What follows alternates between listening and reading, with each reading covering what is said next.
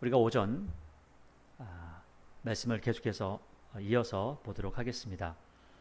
하나님께서 다윗을 통해서 하나님의 뜻을 이뤄가고 있는 이 과정을 우리에게 말씀하고 있다라고 나누었습니다. 하나님께서 우리에게 원하시고 하나님께서 우리를 통해서 하시고자 하는 일들이 많이 있었죠. 또 그 일들을 우리가 말씀 속에서 쭉 찾아가고 있습니다. 근데 오늘 이 3장 이후로부터는 이제 사울의 집은 점점 쇠퇴해가고 이제는 이 다윗의 집이 세워져 가는 과정을 이야기합니다. 그 과정 가운데 과도기를 거치고 있는 거죠. 다윗은 이제 유대인들에게는 왕이 되었고 또 이스라엘 백성에게는 아직 왕이 되지 않은 상태. 그러니까 반은 이스라엘을 차지했고 그 이스라엘의 반은 아직 차지하지 못한 상태에 있습니다.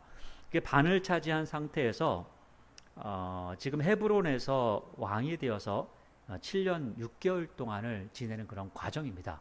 그 7년 6개월을 지내는 과정에서 지금 북이스라엘에서는 이런 일이 있었고 남유다에서는 이러한 일이 있었다라는 것들을 이야기합니다. 이 과도기라고 하는 게 있죠. 어떤 사람이 또는 어떤 나라가 아니면 어떤 가정이 어떠한 단체든지 어떠한 개인이든지 간에 이 과도기라는 과정이 있습니다. 그래서 어떤 일을 할 때에 그 일에 처음 들어갔을 때에는 모든 것들이 익숙치 않아서 서로가 맞춰가는 그 과정이라는 게 있다는 거죠. 남자와 여자가 결혼해서 한 가정을 이루어도 그냥 모든 것이 한꺼번에 하나가 되는 경우는 없습니다. 과도기라는 게 있죠. 그 과정이 있고 그리고 그 시간 가운데 겪어야 될 그런 상황들이 있다는 겁니다. 그런 상황들을 오늘 오전에 잠깐 나누었고 또한 오늘 이 3장부터 나누어가는 과정입니다. 그러면 이 과도기라고 하는 이 과정 가운데 특별히 부부든 아니면 한 가정이든 아니면 한 단체든 아니면 회사를 경영하든 우리가 함께 모여서 예배드리는 이 교회를 예를 든다 할지라도 이 과도기라고 하는 이 과정을 잘 이겨나가야 되는데 그 이겨나가는 과정 가운데 무엇이 중요하냐라는 것들을 좀 살펴보면 좋을 것 같습니다. 왜냐하면 한 가정이 결혼을 해서 남자와 여자가 한 몸을 이루고 살아가지만 그럼에도 불구하고 쉽지 않은 과정을 겪어가게 됩니다. 자, 그러면 이것을 이겨갈 때 이것을 잘 해결해 갈 때 무엇이 필요하냐라는 거죠. 남자와 여자가 또는 교회에서 성도와 성도가 아니면 회사에서 사원들과 사원 간에 아니면은 사원과 사장과 그 관계 간에 아니면 교회에서도 목회자와 성도들과 성도들 간의 관계, 이 모든 관계 가운데 많은 일들이 있다는 거죠. 그리고 어떤 사람은 이거, 어떤 사람은 저거, 어떤 사람은 이게 옳고 어떤 사람은 저게 옳을 뿐만 아니라 어떤 사람은 이걸 먼저 해야 되고 어떤 사람은 저런 걸 먼저 해야 되고 이렇게 많은 것들을 이야기하고 또 생각을 하게 될 겁니다. 자, 그런데 여기서 꼭 주목하고 생각할 게 있는데 그것은 지도자로서 가져야 될 자세가 있다는 겁니다.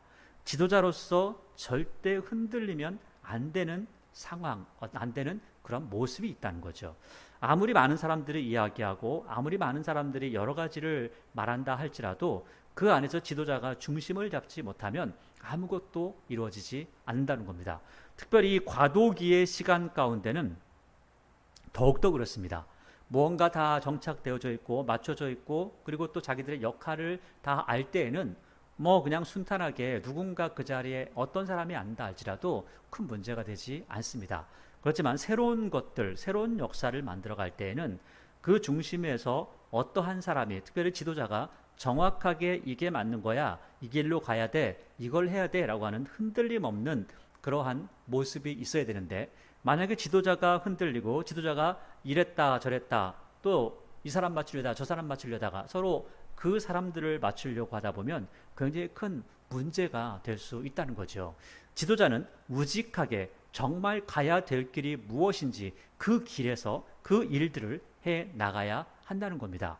특별히 우리가 그냥 뭐 교회에서 이런저런 이야기를 할 수도 있겠지만 정치를 들어서 이야기한다면 훨씬 더 좋을 것 같습니다. 정치라고 하는 것은 좌와 우라고 하는 그러한 사상이 있습니다. 어떤 사람은 좌를 이야기하고 어떤 사람은 우를 이야기합니다. 그리고 어떤 사람은 자기가 좌면서도 우라고 하고 어떤 사람은 자기가 우면서도 좌라고 하는 경우도 있겠죠. 그리고 나서 자기 나름대로의 생각들을 이렇게 저렇게 많이 밝혀갑니다. 그리고 이렇게 한다, 저렇게 한다, 이게 맞다, 저게 맞다라고 생각을 할 수도 있겠죠. 근데 이런 상황 속에서 지도자가 좌측에서 이렇게 말하는구나, 그러니까 좌를 따라가고, 또 아니었네, 우를 따라가야 되면 우를 따라가고, 이러면서 왔다 갔다 하게 되면, 그러면 굉장히 큰 혼란을 일으키게 될 겁니다. 이것은 누구도 해결할 수 없는 혼란이 되는 겁니다.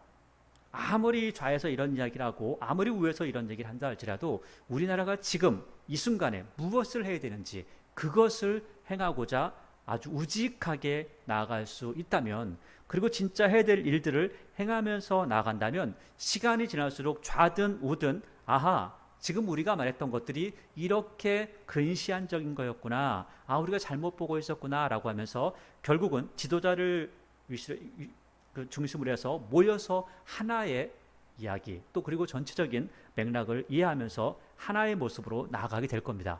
그렇지만 지도자가 좌나 우쪽으로 자꾸 왔다 갔다 하게 되면 굉장히 큰 혼란을 일으킬 수 있다는 거죠. 오늘 다윗이라는 사람의 인생을 보면 그러한 모습을 살펴볼 수가 있습니다. 다윗이라고 하는 사람의 인생은, 그 사람의 삶은, 그 사람의 신앙은 움직이지 않는 오직 한 가지만을 바라보고 오직 한 가지만을 생각하며 살아가는 모습이었다는 거죠.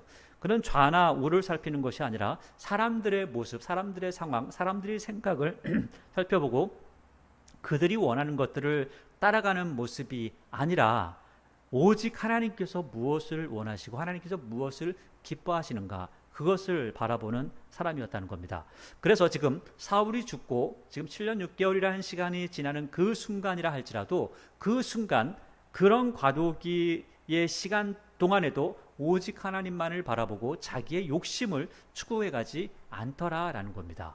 그래서 이런 과도기 기간을 정말 하나님께서 나에게 무엇을 원하시는가, 지도자가 무엇을 행해야 되는가, 그리고 이 나라가 어떠한 방향으로 나가야 되는가, 이 방향성까지 생각하고 결국 이를 통해서 하나님의 역사가 이루어지게 하는 그 일들을 만들어가고자 했던 것이 다윗의 모습이었다고 하는 거죠. 여러분, 우리나라도 마찬가지죠. 여러 가지 모습 가운데 지금 우리는 선진국의 바늘이 올라갔다고 합니다. 세상 사람들이, 전 세계에서 인정하는 선진국이 되었다고 하죠. 자, 그럼 선진국이 되었다면 선진국으로서 선진국 국가가 가져야 될 자세가 있습니다. 그리고 포용성이 있고 또 많은 사람들에게 아량을 베풀고 또 자비를 베풀고 손을 펴야 되는 그러한 모습이 있다는 겁니다. 그럼에도 불구하고 선진국으로서 이러한 일을 해야 된다라고 하니까 무조건 그것만을 따라갈 것이 아니라 우리나라가 지금 무엇을 해야 되고 우리나라 국민들에게 어떠한 일들을 해줘야 되며 우리나라의 나아갈 방향이 어떠한 것인지를 정확하게 보여줄 수 있는 지도자, 그리고 나서 그 일들을 추진해 나갈 수 있는 그런 지도자라면 정말 좋은 지도자가 될 것입니다. 자기가 무엇을 할 줄 알지 못하고 지금 국민들이 이걸 좋아하니까 저걸 좋아하니까 그걸 따라가는 지도자라면 아주 잘못된 결정을 하는 지도자다라고 이야기할 수도 있을 것입니다. 오늘 다윗이라는 사람이 그러한 지도자였죠. 정말 좋은 것들, 정말 모범적인 모습을 따라가는 그러한 지도자였다는 겁니다. 사람들을 생각하고 사람들을 사랑하는 마음이 있고 민족을 위해서 자기의 몸을 바쳐 싸우는 모습이 있었지만, 그럼에도 불구하고 사람들에게 치우쳐서 자기가 무엇을 해야 될지 잊고 살아가는 존재가 아니라 자기에게 주어진 자기의 사명, 하나님의 선하신 뜻을 따라가기를 끝까지 추구하고 그 일들을 이루어 갔던 인생이 바로 다윗이라고 하는 사람의 모습이라고 하는 겁니다. 자, 그러면 이 사람이 어떠한 상황 가운데 어떠한 일들을 해가면서 결국 이스라엘의 왕이 되어가는지, 그런 과도기 가운데도 얼마나 하나님을 의지하고 정말 그 마음속에 얼마나 큰 자비를 가지고 사람들에게 사랑을 베풀고 있는지, 또 사랑으로 그 민족을, 그 국민들을 위하며 통치를 하고 있는지 그 모습을 살펴보면 좋을 것 같습니다. 3장 1절 우리가 보았지만 3장 1절을 보니까 사울의 집과 다윗의 집 사이에 전쟁이 오랫동안 있었고 다윗은 점점 강하여져 가죠. 여러분, 사람이 강하여져 가면요, 이상하게 자기 중심으로 모든 것을 해나가려고 하는 성향이 생겨나고 맙니다. 그래서 결국 어떤 다른 사람들의 생각이나 다른 사람들이 원하는 것들을 보기보다는 내가 원하는 것, 내가 하길 바라는 것, 하나님께서 기뻐하시는 것보다는 내가 기뻐하는 것을 이루어가는 모습이 있죠. 근데 놀랍게도 이 다윗이라는 사람은 뒤로 가면 갈수록 하나님께서 무엇을 원하실까라고 하는 부분들을 많이 찾아가는 모습을 볼 수가 있습니다. 그러다가 자기 욕심이 나왔을 때 그 대목을 하나님께 지적하시면 그럼 바로 회개하고 그리고 매를 맞을 때도 순하게 자기 자신이 맞는 것도 보게 됩니다. 다윗의 집은 점점 강해져 가죠. 사울의 집은 점점 약해져 갑니다. 그러니까 집이 약해져 간다. 그러니까 이렇게 하는 게 집이라고 하는 표현을 한 것은 그 가문이 몰락했다라고 이야기를 하는 거죠.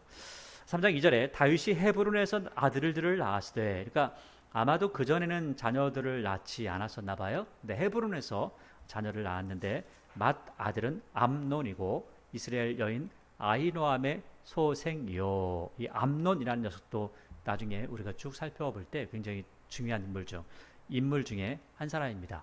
그 다음에 3절에 보니까 둘째는 길르압 갈멜 사람 나발의 아내였던 아비가일의 수생, 아비가일의 아들인데 길르압이죠. 근데 이 사람이 무슨 일을 했는지는 나중에 나오지는 않습니다.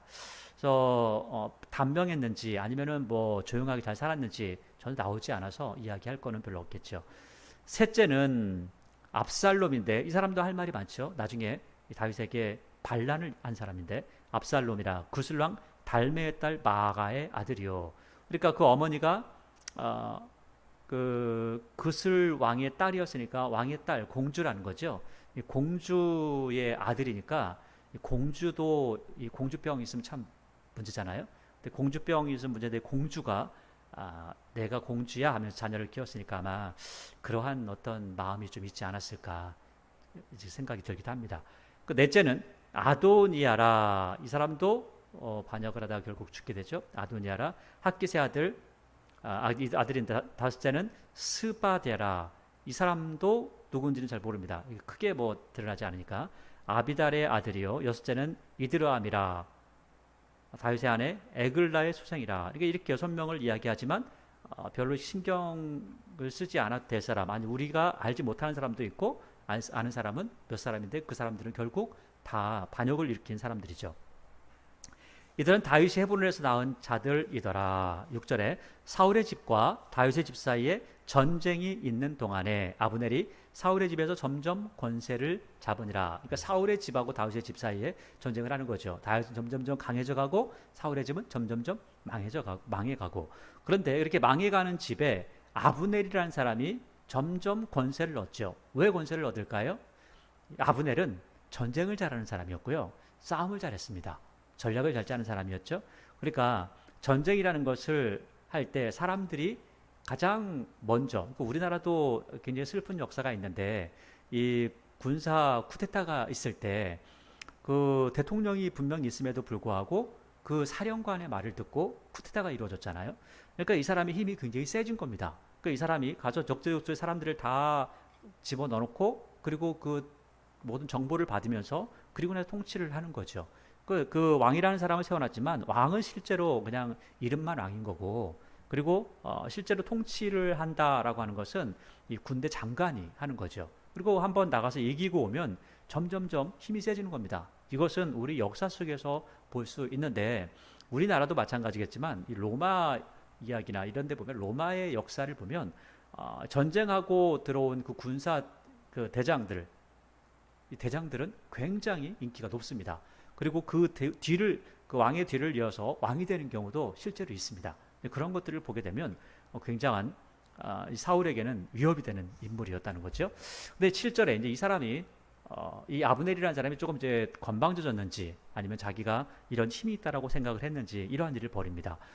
7절에 사울에게 첩이 있었는데 그 이름은 리스바라고 하는 사람이죠. 리스바라고 하는 사람의 이름을 쭉 기억해 놓으시면 나중에 사무엘하 마지막쯤에 보면 다윗의 시대에 이 가뭄이 들어가지고 하나님 앞에 기도합니다. 우리에게 왜 이 가뭄이 있습니까? 라고 하니까 사울이 문제를 일으킨 적이 있다라고 이렇게 하면서 결국 그 기브온 사람들이 사울의 가족들을 죽여서 매달아라 이렇게 합니다. 그때 아야의 리스바 그다음에 리스바의 그 자녀들을 갖다가 매다는 경우 그 모습을 보여줍니다.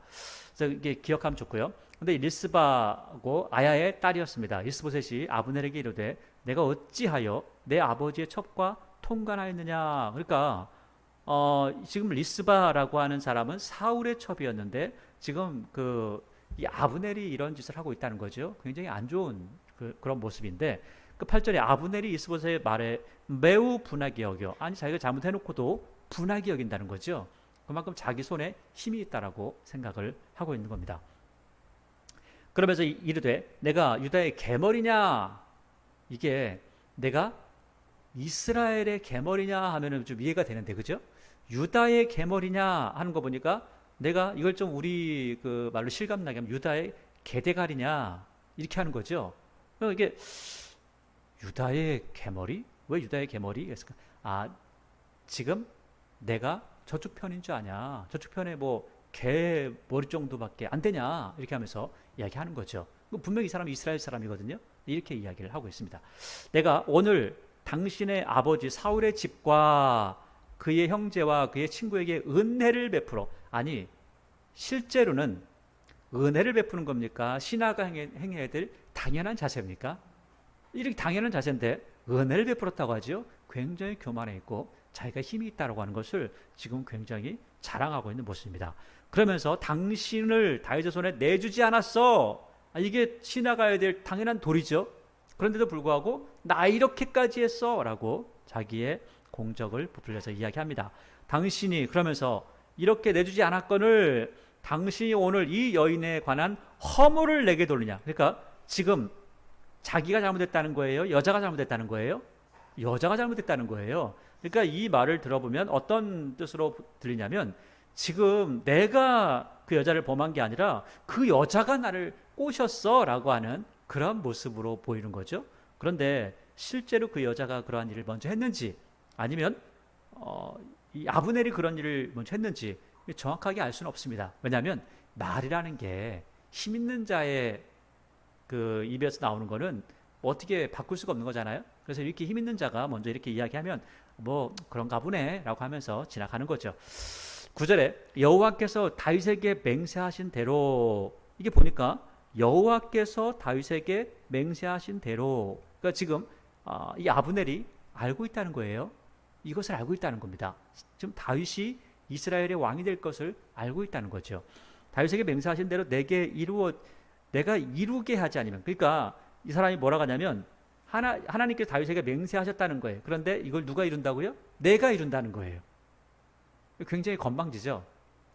지금 모든 말을 보면 굉장히 건방진 그런 모습을 보여주고 있습니다. 하지 아니하면 하나님의 아브넬에게 벌 위에 벌을 내리심이 마땅하니라. 그 맹세는 곧 이 나라를 사울의 집에서 다윗에게 옮겨서 그의 왕위를 단에서 브엘세바까지 이스라엘과 유대에 세우리라 하신 것이라 하매 이스보셋이 아브넬을 두려워하여 감히 한마디도 대답하지 못하니라. 그러니까 지금 이스보셋은 굉장히 약한 사람이고 싸움도 못하죠. 자, 그러니까 만약에 요나단이나 이런 사람이 있었다면 다른 모습일 겁니다. 그런데 이스보셋이 한마디도 못하고 한다라는 걸 보니까 이스보셋이라고 하는 사람이 아마도 집에서 40살이나 먹었지만 그럼에도 불구하고 별로 인정받지 못하는 굉장히 연약한 존재 그리고 뭐 여러 가지 부분에서 연약한 존재였다는 것을 생각할 수가 있습니다. 12절에 아브넬이 자기를 대신하여 전령들을 다윗에게 보내요. 아브넬이 바로 행동이 옮기죠. 이르되 이 땅이 누구의 것이니까 또 이르되 당신은 나와 더불어 언약을 맺읍시다. 내 손이 당신을 도와 온 이스라엘 당신에게 돌아가게 하리다 하되 다윗이 이르되 좋다 하는 거죠. 왜냐하면 그게 실제로 다윗에게 주어진 직무였기 때문에 그렇습니다. 내가 너와 언약을 맺거니와 내가 내게 한 가지를 요구한다. 나를 보러 올 때, 네가 나를 보러 올 때, 지금은 전령이 같잖아요. 또 다음에는 네가 나한테 와야 돼라고 하는 거죠. 올 때 우선 꼭 먼저 해야 될 일이 있어. 사울의 딸 미가를 데리고 오라. 그리하지 아니하면 내 얼굴을 보지 못하리라 하고 다윗이 사울의 아들 이스보셋에게 전령들을 보내 이르되 내 처 미가를 내게로 돌리라. 그는 내가 전에 이 블레셋 사람의 포피 100개로 나와 정운한 자니라 하니 이거 보니까 이상하죠. 12절을 보면 아브넬이 전령들을 다윗에게 보냈잖아요. 그런데 14절을 보면 13절에서는 아브넬하고 언약을 맺자라고 하잖아요. 근데 14절을 보니까 또 다윗이 사울의 아들 이스보셋에게 전령을 다시 보냅니다. 그러면서 야, 내 아내 나한테 돌려보내라고 합니다. 그러니까 이것을 보면 애초에 우리가 12절을 보게 되면 아브넬이 다윗에게 보내서 아브넬이 뭔가 꿍짝꿍짝 해가지고 모든 걸 끝내는 거였구나라고 하는 생각이 드는데, 실제로 14절에 다윗이 사울의 아들 이스보셋에게 전령들을 보내는 걸 보니까 이게 이스보셋도 이러한 상황을 알고 있었구나라는 것까지도 유추해 볼 수 있겠죠. 그러니까 지금 다윗이 이스보셋을 죽일 거야 라고 달려가는 게 아니라는 거예요. 그리고 지금 그 아브넬과 계약을 하면서 아브넬과 계약으로 끝나는 것이 아니라 지금 이스보셋과도 뭔가 이야기를 하고 있는 중이었다는 겁니다. 그러니까 이스보셋을 죽일 마음이 다윗에게는 있지 않았다는 거죠. 전혀 그럴 마음이 없었습니다. 15절에 이스보셋이 사람을 보내. 그러니까 지금 여기 보니까 이스보셋이 사람을 보낸 거지 지금 이 아브넬이 사람을 보낸 게 아니잖아요. 그러니까 이스보셋이 사람을 보내 그의 남편 라이스의 아들 발디엘에게서 그를 빼앗아오매 그의 남편이 그와 함께 오되 울며 바울에게 따라오더니 아브넬이 그에게 돌아가라 하매. 자, 그러니까 이스보셋이 아브넬에게 시켜서 지금 미가를 데려오는 겁니다. 이러한 형식을 취하는 거예요. 아브넬이 혼자 가서 오는 것이 아니라 이스보셋이 시켜서 온다는 거예요. 자, 이걸 보니까 이스보셋이 모르는 사이에 지금 아브넬이 혼자 뭔가를 이뤄가는 것이 아니라 이스보셋도 알고 있는 상황에서 아브넬이 이렇게 뭔가를 취하고 있다라는 것들을 볼 수가 있습니다. 그러니까 지금 이스보셋도 모르는 사이에 그냥 그 다윗이 이 아브넬이라는 사람하고 아주 나쁜 사람으로 이렇게 해가지고 이런 식으로 했다라고 하는 게 아니다라는 것들을 보여주고 있다는 거죠. 17절에 아브넬이 이스라엘 장로들에게 말하 이르되 너희가 여러 번, 그러니까 보니까 아브넬이 이스라엘 장로들에게 말한 걸 들어보니까 너희가 여러 번 다윗을 너희의 임금으로 세우기를 구하였으나, 그러니까 지금 아브넬이 맡고 있었던 거지 그 모든 지도자들은 다윗이 우리의 왕이 되어야 됩니다라고 이야기를 했다는 거예요. 그러니까 아브넬이 실제로 맡고 있었다는 거예요. 18절에 이제 그대로 하라. 여호와께서 이미 다윗에게 대하여 말씀하시기를 내가 내 종 다윗의 손으로 내 백성 이스라엘을 구원하여 이 블레 사람의 손과 모든 대적의 손에서 벗어나게 하리라 하였음이라 하고, 이스라엘과 아브넬이 또 베냐민 사람의 귀에 말하고 아브넬이 이스라엘과 베냐민의 온 집에 선하게 여기는 모든 것을 다윗의 귀에 말하려고 헤브론으로 가니라. 그러니까 다윗의 귀에 선하게 여기는 것들이 뭘까요? 하나님께서 지금 이스라엘 장로들의 그 입을 통하여서 당신이 왕이 된다고 하고 있습니다 라고 하는 그 이야기를 들려주고 싶은 거죠. 20절에 보니까 아브넬이 부하 20명과 더불어 헤브론에 갔습니다. 그러니까 아브넬이 만약에 그 반역하는 마음으로 갔다면 부하 20명을 데리고 가기가 쉽지 않겠죠. 그리고 데리고 간다 할지라도 20명이 아니라 더 많은 사람들을 데려가겠죠. 왜냐하면 같이 싸울 수 있을지 모른다 이런 생각이라도 해야 되겠죠. 그런데 이런 걸 보니까 이스보셋이 보냈고 또 만났고 또 이렇게 우리의 뜻이 이렇습니다, 우리가 항복하겠습니다 라고 하는, 왕위를 넘겨주겠습니다 라고 하는 그런 모습들이 있었다는 거예요. 그러니까 아브넬이 부하 20명과 더불어 헤브론에 이르러 다윗에게 나아가니 다윗이 아브넬과 그와 함께한 사람을 위하여 잔치를 배설하였더라. 그러니까 지금 아브넬이 오니까 잔치를 했다는 거죠.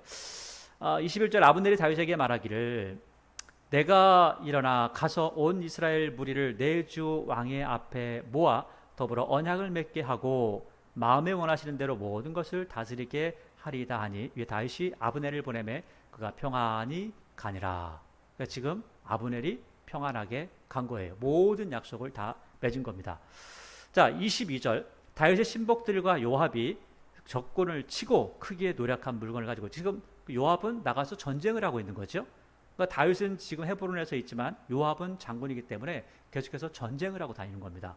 전쟁을 하고 돌아오니까 아브넬이 집에 갔다는 거예요. 왔다가 갔다는 거예요. 근데 평안히 갔고 다윗과 함께한 헤브론에 있지 아니한 때라.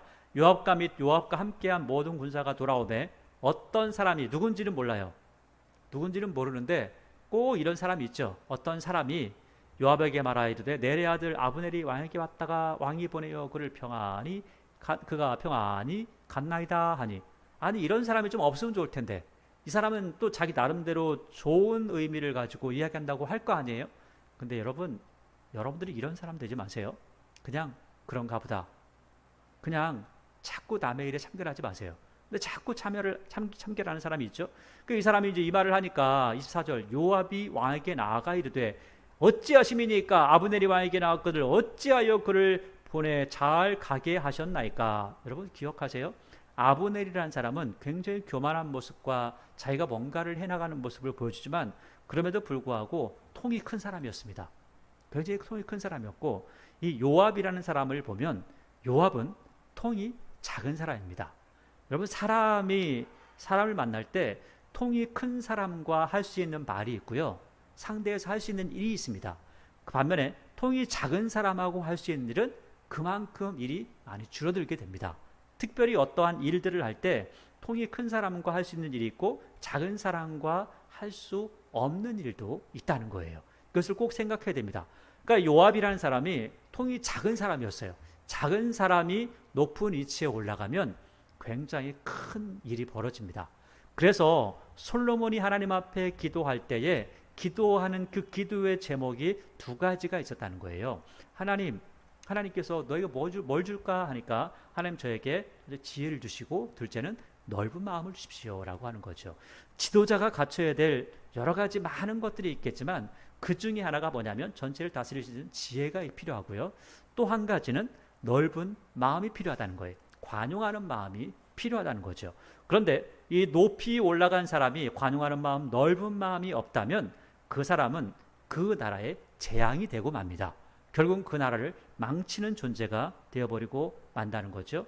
자, 그런 걸 보면 이 아브넬도 뭐 좋은 사람은 아니었지만 그럼에도 불구하고 통 크게 뭔가를 이뤄갈 수 있는 사람이었다는 거죠. 근데 이 요압이라는 사람이 속이 작은 걸, 이 통이 작은 것을 생각하지 못하고 아브넬이 요압도 나만큼 통이 크겠지라고 생각해서 굉장히 안 좋은 결과를 맞이하는 결과가 오늘 여기에 나오고 있습니다. 자, 25절 보세요. 왕도 아시려니와 내레 아들 아브넬이 온 것은 왕을 속임이라. 이거 거짓말하는 거죠. 왜냐하면 왜 이렇게 생각하냐면 거짓말하는 거일 수도 있고 또 한 가지는 이 요압이라는 사람의 통이 그렇게 작다는 겁니다.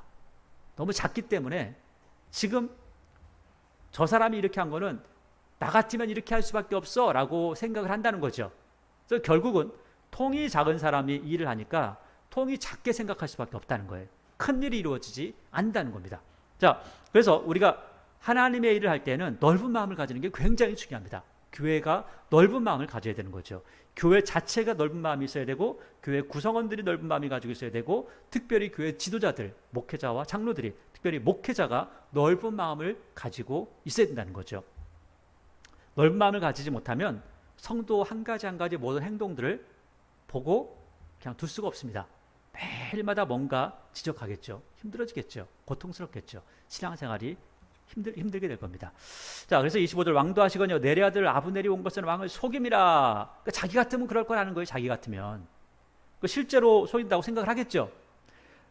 그가 왕이 출입하는 것을 알고 왕이 하시는 모든 것을 알려 함이니다. 지금 여기 동태를 살피러 온 겁니다. 라고 하는 거죠.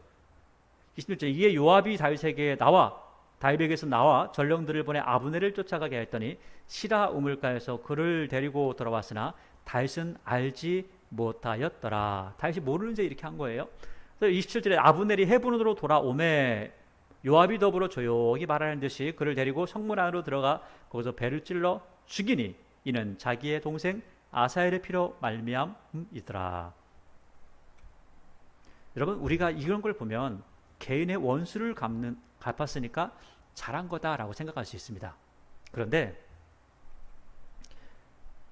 한 사람의 개인의 모습과 한 나라의 모습을 같이 봐야 됩니다. 그러니까 어떠한 일을 할 때 때로는 개인적인 어떤 모습이 분명히 들어갈 수가 있습니다. 그리고 그게 꼭 필요할 때가 있습니다. 여러분 이게 이렇죠. 한 가정의 가정사가 중요합니다. 그러나 또 조금 더 생각해 보면 한 나라의 나라 일도 중요합니다. 자, 그러면 가정 일을 돌보기 위해서 나라 일을 무조건 놔둬야 될까요? 아니면 나라 일을 하기 위해서 가정 일을 무조건 희생해야 될까요? 쉽지 않은 문제입니다. 쉽지 않은 문제지만 그럼에도 불구하고 나라끼리 뭔가 이루어질 때가 있고 가정끼리 이루어질 때가 있습니다. 근데 나라끼리 뭔가가 문제가 생겨서 다툴 때에 이 문제를 가지고 가정의 문제까지 끌고 들어가서 문제를 삼으면 그것은 잘못된 겁니다. 지금 여기 아사엘이라는 사람이 죽은 것은 나라와 한 나라가 싸워서 죽게 된 거죠. 그것은 조금 표현하기는 그렇지만 공적인 일입니다. 그런데 지금 여기 요압이 아브넬을 죽이는 그 이유는 공적인 일을 어디로 가져오죠? 사적인 일로 가져와서 그리고 공적인 일을 사적인 일로 해결을 해버립니다. 여러분 이런 식으로 생각할 것 같으면 정치는 못합니다. 정치는 그런 게 아니죠. 정치는 공대 공으로 가는 거죠. 서로 죽일 듯이 공격하지만 어느 순간 하나가 되면 하나로 움직이고 또 떨어져서 죽일 듯이 싸우지만 또 하나가 돼서 일을 하는 거죠. 그래서 서로를 죽이진 않잖아요. 왜냐하면 그게 공적인 일을 하면서 사적으로는 다른 일이기 때문에. 그래서 우스갯소리로 그런 이야기 하죠. 정치인들이 뭐 정당끼리 모여가지고 뭔가 이야기하고 할 때는 막 서로 죽일 듯이 이야기하고 밖에 나오면서는 형님 아우 하면서 술 한잔 마시러 간다고. 이게 정치라는 거죠. 정치는 그런 겁니다. 공적인 어떠한 영역에서 전쟁하고 죽었던 모습을 보여준다는 거죠. 근데 오늘 사적인 영역으로 가져와서 죽여버립니다. 그러니까 이게 뭘까요? 그만큼 이 사람의 소갈머리가 밴댕이 소갈머리라는 거죠. 굉장히 작다는 겁니다. 여러분 좀 전에 말씀드렸지만 지도자는 밴댕이 소갈딱지면 굉장히 그 공동체는 힘들어집니다. 지도자는 넓은 마음을 가지고 있어야 된다는 거예요. 그리고 정확한 분별력을 가지고 내가 이때 이것을 해야 되는지 저것을 해야 되는지를 분별할 줄 알아야 된다는 거죠. 근데 그걸 하지 못합니다. 그래서 죽여버리죠. 지금 그 뒤에 무슨 일이 일어날지, 지금 이 아브넬이 왔다 가면서 지금 남과 북이 어떠한 의미를 지니고 있는지 아무것도 생각하지 못합니다. 만약에 우리나라에 김정은이라고 하는 사람이 와서 대통령과 회담을 하다가 호텔에서 있다가 누군가가 김정은을 죽였다. 그러면 좋은 일일까요? 절대 아니죠. 말도 안 되는 상황이죠. 그것은 그 한 개인의 문제가 아니라 나라의 문제이기 때문에 그렇습니다. 근데 그 나라의 문제를 가지고 개인의 문제로 인식해서 그 사람에 대한 어떤 공격을 하게 되면 미련한 사람이라고 그런 말을 들을 수 있다는 거죠. 반대로 우리나라 대통령이 북한에 가서 죽었다면 큰일 나는 거죠. 말도 안 되는 거죠. 28절을 보니까 다윗이 듣죠. 다윗이 듣고 이르되 내래 아들 아브넬의 피에 대하여 나와 내 나라는 여호와 앞에 영원히 무죄하니 그 죄가 요압의 머리와 그의 아버지 온 집으로 돌아갈지어다 하면서 요압한테 아주 그냥 상욕을 아주 그냥 엄청나게 합니다. 그러니까 우리나라 같으면 뭐 강아지 새끼 어쩌고저쩌고 이렇게 막 하겠죠. 그런 겁니다. 백척병조한 나병 환자나 지팡이 여진 환자나 칼에 죽는 자나 양식이 떨어진 자가 끊어지지 아니할지 아주 그냥 저주의 저주를 다 퍼부어버립니다. 그러니까 지금 다윗의 입장에서 보면 모든 것들이 다 된 거예요. 음식을 다 만들어 놓은 거죠. 그런데 거기다 코 빠뜨리는 거예요. 다 못 먹게. 상황이 이렇게 돼버린 겁니다. 그러니까 지금 다윗의 입장에서는 하나님의 은혜로 모든 것이 끝났구나. 하나님의 은혜로 그랬는데 갑자기 요압이라는 사람이 모든 걸 망쳐버렸죠. 생각지 않았던 변수가 일어나게 된 겁니다. 다윗의 입장에서는 엄청나게 황당하겠죠. 너무너무 황당한 겁니다. 그 30절에 요압과 그의 동생 아비새가 아브넬을 죽인 것은 그러니까 요압이나 아비새나 둘 다 소갈머리가 밴댕이 소갈머리 같다. 그래가지고 그냥 이런 식으로 한다는 거예요. 그러니까 그 가정이 다 그렇다는 겁니다.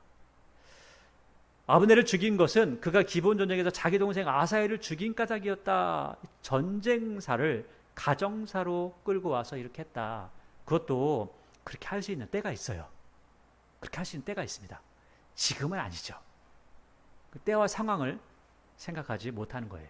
31절에 다윗이 요압과 및 자기와 함께 있는 모든 백성에게 이르되 너희는 옷을 찢고 굵은 배를 띠고 아브넬 앞에서 애도하라 하니라. 다윗 왕이 상렬을 따라가. 그러니까 지금 다윗은 너무 지금 애절한 거죠. 지금 이게 너무 큰 위기가 닥쳐온 겁니다. 너무 큰 위기가 온 거예요. 지금 이러한 위기는 해결할 수도 없는 위기가 된 겁니다. 뭐 사울 왕이 죽은 거야. 내가 죽은 게 아니니까 상관없죠. 그냥 뒤에서 그래 너 잘했어 이렇게 하면 되죠. 근데 지금 이 사람이 여기 와서 죽었거든요. 특히나 사람들에게 소문나는 것은 다윗이 죽였다라고 말할 거 아니에요. 그러니까 32절에 아브넬을 헤브론에 장사하고 아브넬의 무덤에서 왕이 소리를 높여 울고 백성도 다 우니라. 왕이 아브넬을 위하여 애가를 지어 이르되 아브넬의 죽음이 어찌하여 미련한 자의 죽음 같은고. 정말 미련한 자의 죽음 같죠. 아브넬이 생각도 못했을 거예요. 왜냐하면 아브넬은 설마 요압이 뭐 자기 동생 죽었다고 날 죽이겠어? 야, 그래도 우리가 장군식이나 되는데 한 나라의 일을 논하는데 그러겠어? 라고 이렇게 생각을 하는 거죠. 3, 4절 내 손이 결박되지 아니하였고 내 발이 착고에 채이지 아니하였거늘 불의한 자식의 앞에 엎드러짐이 진같이 내가 엎드러졌도다 하매 온 백성이 다시 그를 슬퍼하여 우니라. 석양의 뭇 백성이 나와 다윗에게 음식을 권하니 다윗이 맹세하여 이르되 내가 만일 해가 지기 전에 떡이나 다른 모든 것을 바쁜 하나님이 내게 벌 위에 벌을 내리심이 마땅하니라 하매 백성이 딱 보고 기뻐하는 거죠. 야, 우리 왕이 그런 게 아니었나 봐. 왕이 무슨 일 하든지 우리가 다 기뻐하고 이 날에야 온 백성과 온 이스라엘이 넬의 아들 아브넬을 죽인 것이 왕이 한 것이 아닌 줄을 아니라. 사람들은 다 왕이 그런 줄 알았는데 보니까 왕이 저랬으면 저럴 리가 없잖아. 그러면서 실제로 사실이 어떠한지를 쭉 이야기하게 된 겁니다. 38절에 왕이 그의 신복에게 이르되 오늘 이스라엘의 지도자여 큰 인물이 죽은 것을 알지 못하느냐. 내가 기름 부음 받은 왕이 되었으나, 그러니까 내가 하나님의 기름 부음을 받아서 왕이 되었어. 그런데 오늘 약하여서 스루야의 아들인 이 사람들을 제어하기가 너무 어려우니 여호와께서는 악행한 자에게 그 악한 대로 갚으실지로다 하니라. 자, 이거 보세요. 놀라운 이야기를 다윗이 하고 있습니다. 여러분, 하나님은요 전지하시고 전능하신 분이죠. 그래서 전지전능하신 그 하나님께서 다윗에게 기름을 부으시면 다윗이 전지전능한 존재로서 모든 걸 할 것 같잖아요. 놀랍게도 전지전능하신 하나님께서 기름을 부으신 그 다윗도 할 수 없는 일이 너무 많았다는 거예요. 뭐가 많으면 뒤에 보니까 내가 약하고 악한 자가 너무 강해. 하나님은 전지전능하시잖아요. 하나님의 뜻대로 모든 것이 이루어질 것 같죠? 이루어지지 않더라는 거예요. 왜 그럴까요? 하나님은 전지전능하여서 모든 걸 할 수 있지만 사람이 약하면 되지 않는 게 너무 많다는 거예요. 여러분, 왜 쌍이 약하게 지금도 계속해서 약한 상태로 가고 있을까요? 왜냐하면 하나님은 선하신데, 하나님은 전지전능하신데 사람이 약하기 때문에 그렇다는 겁니다. 악한 사람이 하나님의 길을 막으면 하나님께서 할 수 있는 일이 없습니다. 그 사람을 죽이는 것은 쉬운데 그 죽이지 않는 이상 하나님께서 마음대로 뭔가를 바꾸지는 않는다는 거예요. 하나님 마음대로 하지는 않으신다는 겁니다. 그래서 하나님은 굉장한 인격적인 존재인 거죠. 그 인격으로서 우리가 반응하기를 원하시는 게 하나님의 마음이기도 합니다. 전능하심에도 불구하고요. 4장 1절에 사울의 아들 이스보셋은 아브넬이 헤브론에서 죽었다 함을 듣고 손에 맥이 풀렸고 온 이스라엘이 놀라니라. 이걸 보니까 지금 이스보셋이 아브넬이 지금 그 다윗에게 간 것을 알고 있잖아요. 이걸 보니까 이스보셋도 알고 있었구나. 그리고 죽었어요. 손에 맥이 풀렸어요. 이스라엘이 놀랐어요. 자, 죽었는데 왜 손에 맥이 풀렸을까요? 야, 아브넬도 죽었는데 난 안 죽일까? 나는 특별히 사울의 아들인데 안 죽일까? 이스라엘 백성들 어때요? 야, 우리 갔다가는 아브넬 꼴 날 수도 있겠다. 그러겠죠? 굉장히 힘든 상황입니다. 2절에 사울의 아들 이스보셋에게 군 지휘관 두 사람이 있으니 한 사람의 이름은 바하나요, 한 사람의 이름은 레갑이라. 베냐민 족속 부에롯 사람 림몬의 아들. 림몬은 원래 그 신 이름이잖아요. 그런데 림몬의 아들이래요. 참 그러니까 별로 신앙이 안 좋은 사람들이겠죠. 부에롯도 이 베냐민 지파에 속하였으니 일찍이 부에롯 사람들이 깃다임으로 도망하여 오늘까지 거기에 우거함이더라. 사울의 아들 요나단에게 다리 저는 아들 하나가 있었으니 이름은 무비보셋이라. 전에 사울과 요나단이 죽은 소식이 이스라엘에서 올 때에 그의 나이가 5살이었는데 그 유모가 안고 도망할 때 급히 도망하다가 아이가 떨어져 절개되었더라. 그러니까 요나단의 아들이 있는데 무비보셋이고, 무비보셋은 절고 다녔다. 그러니까 나중에 무비보셋은 또 나중에 등장하니까 그때 또 보도록 하겠습니다. 5절에 부에롯 사람 림몬의 아들 레갑과 바하나가 길을 떠나 볕을 쬐을 때쯤에, 그러니까 햇빛이 한참 이제 들 때라는 거는 거죠. 이스보셋의 집에 이르니 때가 마침 그가 침상에서 낮잠을 자는 때입니다. 그 이스라엘은 너무 더워서 낮잠을 좀 잡니다.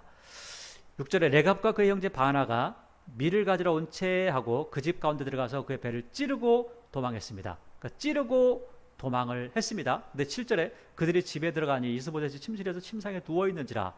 아니, 찌르고 도망했는데 또 들어가서 또 누워 있어? 그러잖아요. 그게 아니고 찌르고 도망했는데 그 도망한 건 어떻게 된 거냐면 그 사람들이 집에 들어가 보니까 침상에 누워 있었어. 그래가지고 그를 쳐 죽이고 목을 베고, 그러니까 더 자세하게 설명을 하는 거죠. 7절은 6절을 더 자세하게 설명을 해주는 겁니다.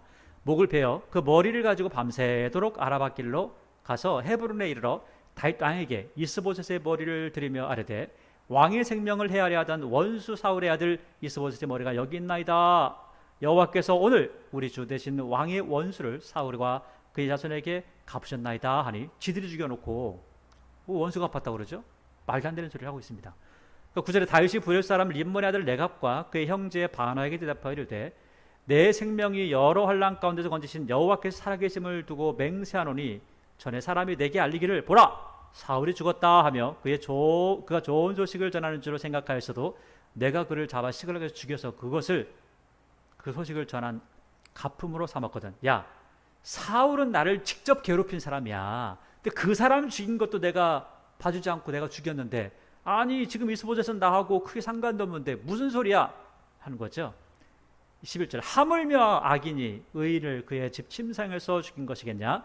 그런즉 내가 악인의 피 흘린 죄를 너에게 갚아서 너희를 이 땅에서 없이 하지 아니하겠느냐 하고 청년들에게 명령하매 곧 그들을 죽이고 수족을 베어 헤브론 목가에 매달고 이스보셋의 머리를 가져다가 헤브론에서 아브넬의 부담에 매장하였더라.